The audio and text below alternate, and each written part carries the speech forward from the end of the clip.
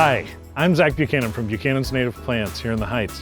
In Houston, we don't get cold weather often, but when we do, we occasionally get a freeze. And when a freeze comes, you want to prep for it for the sake of your plants and your soil. The first thing you might think about when protecting your plants is frost cloth.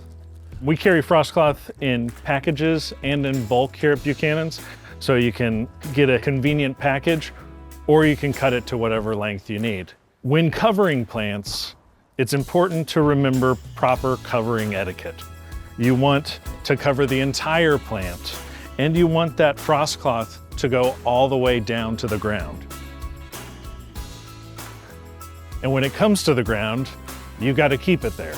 So you want to anchor it, whether that's with a rock, a brick, or landscape pins, whatever keeps it in place during the freeze.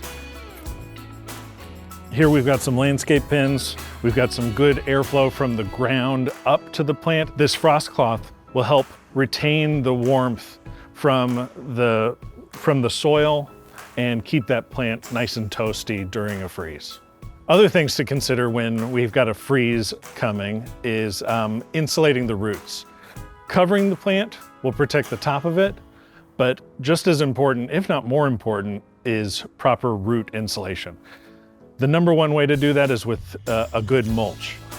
If you haven't mulched for fall, you want to do a layer of mulch around sensitive plants right before a freeze. A 2 to 3 inch layer of mulch is going to help insulate those roots and keep them warm during a freeze. Something else to consider that not everyone thinks about when mulching. Before a freeze, you also want to water the roots. Give that plant a deep soak. So something like a citrus tree, if it's in the ground, you might want to cover it, mulch it, and water it all before a freeze. Or if they're in containers, just bring them inside to the garage or your house.